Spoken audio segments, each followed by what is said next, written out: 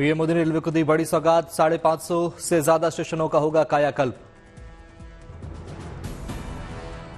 Video conferencing के जरिए PM ने रेलवे को दिया 41,000 करोड़ की परियोजनाओं की सौगात। रेलवे के इंफ्रास्ट्रक्चर प्रोजेक्ट का बना इतिहास। पीएम मोदी ने 2000 से ज्यादा रेलवे प्रोजेक्ट की शुरुआत की। रोड ओवरब्रिज, रोड अंडरब्रिज का भी दिया तोहफा।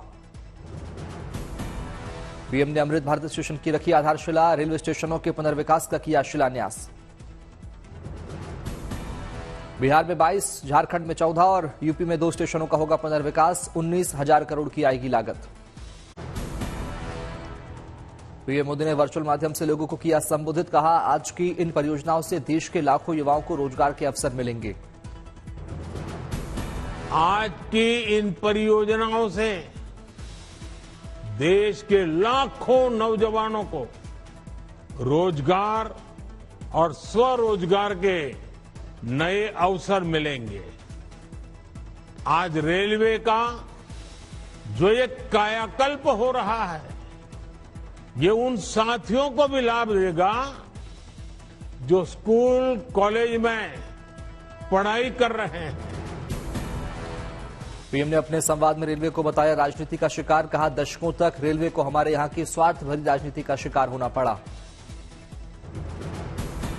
पीएम ने रेलवे के घाटे में रहने पर भी चर्चा की। कहा, जिस रेलवे के हमेशा घाटे में रहने का रोना रोया गया, आज वो रेलवे परिवर्तन के सबसे बड़े दौर से गुजर रही है। जिस रेलवे के हमेशा घाटे में होने का रोना रोया जाता था, आज वो रेलवे परिवर्तन के सबसे बड़े दौर से गुजर रही है। दिल्ली के भारत मंडपम में भारत टैक्स 2024 का शुभारंभ पीएम मोदी ने किया उद्घाटन। दुनिया भर से 100 से ज्यादा कंपनियां भारत टैक्स में शामिल। 29 फरवरी तक चलेगा भारत टैक्स। पीएम मोदी ने भारत टैक्स में देखी प्रदर्शनी, सामानों के बारे में ली जानकारी। भारत टैक्स 2024 कार्यक्रम में भारत टेक्सटाइल सेक्टर को बढ़ावा देने की पहल। कपड़ा, फाइबर, फैब्रिक और फैशन बना केंद्र। कपड़ा बुनकरों, कारीगरों और श्रमिकों के अलावा 3,500 से ज्यादा कारोबारी भारत टैक्स 2024 में ले रहे हैं हिस्सा। पीएम ने भारत टैक्स 2024 को बताया बेहद अहम। कहा, भारत ने अगले 25 सालों में विकसित राष्ट्र का संकल्प लिया, इसलिए इस आयोजन का महत्व बहुत बढ़ जाता है। पीएम मोदी ने कहा, टेक्सटाइल सेक्टर तेजी से बढ़ रहा है, देश के बुनकरों को टेक्नोलॉजी से जोड़ रहे हैं। पीएम ने कहा, क्वालिटी कंट्रोल पर भी सरकार का ध्यान। वोकल फॉर लोकल का चल रहा जन आंदोलन। कारीगरों और बाजार के बीच कम हुई दूरी पर बोले पीएम। कहा, देश में डायरेक्ट सेल, प्रदर्शनी और ऑनलाइन प्लेटफॉर्म की बढ़ाई गई सुविधा। पीएम मोदी ने पीएम मित्र पार्क की योजना को बताया देशवासियों के लिए बड़ा अवसर। कहा, आने वाले समय में देश के अलग अलग 7 राज्यों में बनाए जाएंगे पीएम मित्र पार्क। दिल्ली के पार्टी मुख्यालय से जेपी नड्डा ने की रथ अभियान की शुरुआत। 2024 चुनाव में 400 से अधिक सीटों को जीतने के प्लान को गति देने की कोशिश। सरकार के 10 साल के कामों को लोगों तक पहुंचाने का लक्ष्य। नड्डा ने की नमो ऐप पर सुझाव भेजने की गुजारिश। कहा, हर विधानसभा भेजी जाएगी सुझाव पेटिका।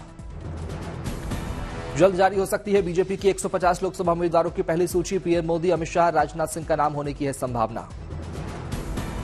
पीएम मोदी वाराणसी से लड़ सकते हैं चुनाव। गृहमंत्री अमित शाह गांधीनगर से, रक्षा मंत्री राजनाथ सिंह लखनऊ और परिवहन मंत्री नितिन गडकरी की नागपुर से चुनाव लड़ने की संभावना। यूपी के सीएम योगी आदित्यनाथ आज एनडीए के सभी विधायकों को देंगे रात्रि भोज। लोक भवन लखनऊ में रात 8 बजे से शुरू होगा डिनर कार्यक्रम। ईडी के 7वें समन पर भी पेश नहीं होंगे सीएम केजरीवाल। दी पुरानी दलील, ईडी के समन को बताया गैर कानूनी।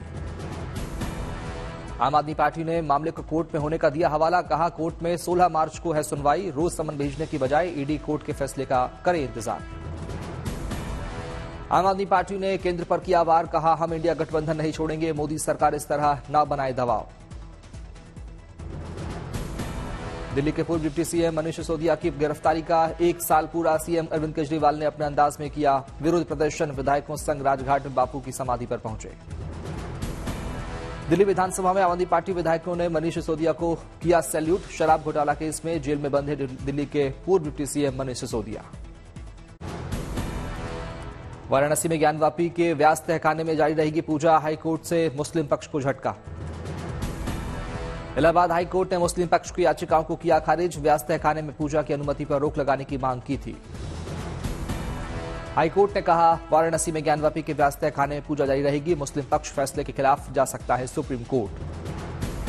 हिंदू पक्ष के वकील विष्णु शंकर जैन ने कहा अगर इस फैसले के खिलाफ मुस्लिम पक्ष सुप्रीम कोर्ट जाएगा तो हम भी सुप्रीम कोर्ट में अपनी बात रखेंगे। आज माननीय इलाहाबाद हाईकोर्ट ने जो अंजुमन इंतजामिया की दोनों याचिकाएं थी, फर्स्ट अपील फ्रॉम ऑर्डर जिसमें उन्होंने 17 जनवरी के ऑर्डर को चैलेंज किया था और 31 जनवरी के ऑर्डर को चैलेंज किया था, आज वो दोनों याचिकाएं माननीय इलाहाबाद हाईकोर्ट ने डिसमिस कर दी हैं। तो इसका अर्थ ये है, इसका निष्कर्ष ये है कि जो पूजा वहां पे चल रही है वो नियमित रूप से चलती रहेगी। हरियाणा विधानसभा में गूंजा इंडियन नेशनल लोकदल के प्रमुख Nafe Singh Rathi murder case. CM Khattar ने कहा नहीं बख्शे जाएंगे आरोपी, की जाएगी सख्त से सख्त कार्रवाई। सीबीआई को सौंपी गई नफे सिंह राठी हत्याकांड की जांच। केस को सुलझाने के लिए लगाई गई कई टीमें। परिजनों ने पुलिस को दी 7 दिनों की मोहलत। कलकत्ता हाईकोर्ट में हुई संदेश खाली मामले की सुनवाई। शाहजहां शेख को किया जाए गिरफ्तार। कलकत्ता हाईकोर्ट ने ईडी और सीबीआई को पक्षकार बनाने का दिया निर्देश। टीएमसी के संसदीय प्रतिनिधिमंडल ने चुनाव आयोग से की मुलाकात। 3 मुद्दों पर ईसी से लिया गया आश्वासन। टीएमसी सांसद सुखेंदु शेखर रॉय ने कहा पहला सेंट्रल फोर्स और स्टेट फोर्स से जुड़ा, दूसरा बंगाल में 1 लाख से अधिक आधार कार्ड के डीएक्टिवेट का, तीसरा उत्तर दिनाजपुर के चोपड़ा जिले का हादसा।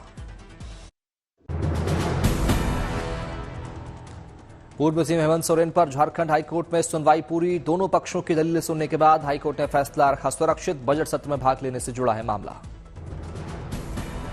लोकसभा चुनाव को लेकर अखिलेश यादव का बड़ा बयान। कहा चुनाव से पहले विपक्षी नेताओं पर एजेंसियों के जरिए दबाव डाल रही सरकार। अखिलेश यादव ने रोजगार और पेपर लीक का उठाया मुद्दा। कहा सरकार ही जानबूझकर लीक कराती है पेपर। अग्निवीर योजना पर भी उठाए सवाल। अग्निवीर योजना पर कांग्रेस की नई मोर्चाबंदी। खड़गे ने राष्ट्रपति को लिखा पत्र। योजना वापस लेने की मांग। जल्दबाजी में किया फैसला बताकर सवाल। कांग्रेस नेता सचिन पायलट ने भी उठाया अग्निवीर योजना पर सवाल। कहा सरकार ने जल्दबाजी में ऐसा किया और हम इसका विरोध करते हैं। आज किसानों ने किया ट्रैक्टर मार्च। किसान संगठन संयुक्त किसान मोर्चा मना रहा है WTO छोड़ो दिवस। नेशनल और स्टेट हाईवे पर ट्रैक्टरों का लगा जमावड़ा। लोगों को करना पड़ सकता है ट्रैफिक जाम का सामना। यूपी गौतम बुद्ध नगर से किसानों के ट्रैक्टर मार्च की आई तस्वीरें। यमुना एक्सप्रेसवे के पास दिखे प्रदर्शनकारी किसान। यूपी के मुजफ्फरनगर में भी किसानों का ट्रैक्टर मार्च। प्रदर्शनकारी किसानों के साथ किसान नेता राकेश टिकैत भी दिखे। ग्रेटर नोएडा से भी निकला किसानों का जत्था। खेती को WTO से बाहर रखने की मांग। आज से 29 फरवरी तक अबू धाबी विश्व व्यापार संगठन का सम्मेलन। यूपी में राज्यसभा चुनाव के लिए वोटिंग कल सुबह 9 बजे से शाम 5 बजे तक होगा मतदान। समाजवादी पार्टी ने 3 राज्यसभा उम्मीदवारों के लिए तय किए बराबर विधायक। उत्तर प्रदेश के मुख्यमंत्री सीएम योगी ने कानपुर में डिफेंस कॉरिडोर का किया उद्घाटन। सेनाध्यक्ष मनोज पांडे भी रहे मौजूद। कानपुर में विकसित हो रहा एशिया का सबसे बड़ा एम्यूनेशन कॉम्प्लेक्स। इस इकाई में आधुनिक हथियारों को बनाया जाएगा। सीएम योगी ने एम्यूनेशन कॉम्प्लेक्स में हथियारों के बारे में ली जानकारी। हाथ में पिस्टल लेकर खुद किया निरीक्षण।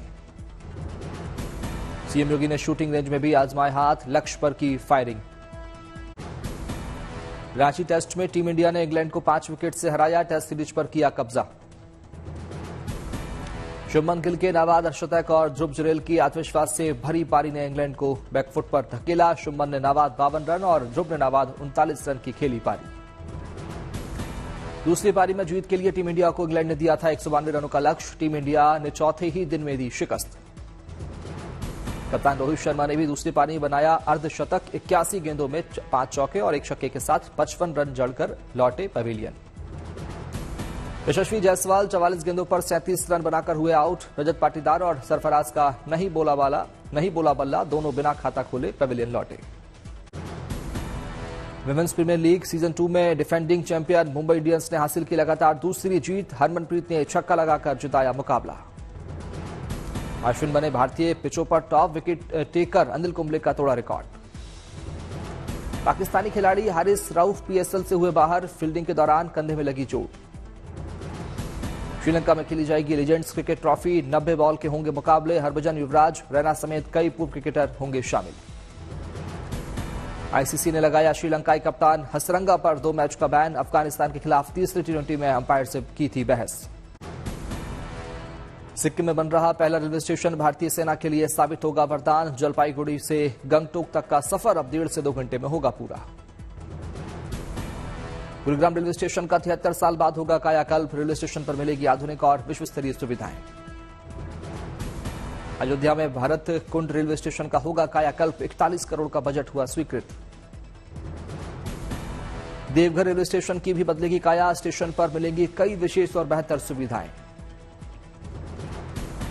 दरभंगा के रेलवे स्टेशन की भी बदलेगी तस्वीर। पीएम मोदी की घोषणा के मौके पर विशेष कार्यक्रम का हुआ आयोजन। नोएडा में 15 साल के बच्चे आर्यन ने शुरू किया आर्यन नाम का प्रोजेक्ट। जमीन से जुड़े मसलों का करेगा समाधान। आर्यन ने कहा, पीएम मोदी से मिली प्रेरणा। हैदराबाद के एक युवक गाडे लेनिन ने किया कमाल। बारी बारी 5 सरकारी नौकरी में लिया सिलेक्शन। जामनगर स्थित अंबानी जू में जानवरों का रखा जाता है खास ख्याल। जानवरों के लिए मशीनों से बनता है खाना। अस्पताल की भी है व्यवस्था। अस्पताल में हाथियों का किया जाता है हर्बल दवाइयों से इलाज। स्पेशलिस्ट डॉक्टरों की टीम करती है उपचार। जामनगर में रिलायंस फाउंडेशन ने की बनतारा प्रोजेक्ट की घोषणा। इस प्रोजेक्ट में स्टार ऑफ द फॉरेस्ट का होगा चुनाव। अयोध्या में रामलला के दर्शन के लिए उमड़ा भक्तों का सैलाब। बड़ी संख्या में राम भक्तों ने किए रामलला के दर्शन। श्रीनगर में सेना ने शीना सांस्कृतिक केंद्र और संग्रहालय का किया स्थापित। बड़ी संख्या में संग्रहालय पहुंच रहे लोग। तमिलनाडु के पुदुकोट्टई में जल्लीकट्टू का आयोजन। बड़ी संख्या में शामिल हुए लोग। जल्लीकट्टू में 300 किसान हुए शामिल। 800 बैलों को काबू करने के लिए लगी होड़। असम के नगांव में इंडोर स्टेडियम का सीएम हिमंता बिस्वा शर्मा ने किया उद्घाटन। इस मौके पर हिमंता बिस्वा बैडमिंटन खेलते नजर आए।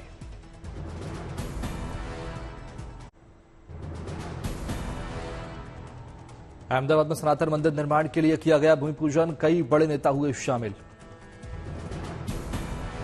बोधगया में युवा शिक्षा सम्मान समारोह का आयोजन। पूर्व सीएम जीतन राम मांझी हुए शामिल। जम्मू कश्मीर के सांबा में बच्चों को दी जा रही फुटबॉल खेलने की ट्रेनिंग। बड़ी संख्या में बच्चे ले रहे ट्रेनिंग। जालंधर में रिटायर्ड पीआरटीसी कर्मचारी ने अपने घर की छत पर बनाई बस। लोगों के लिए बना आकर्षण का केंद्र। ओडिशा के संबलपुर में लाभार्थी संपर्क अभियान की शुरुआत। केंद्रीय मंत्री धर्मेंद्र प्रधान हुए शामिल। विद्युत जाम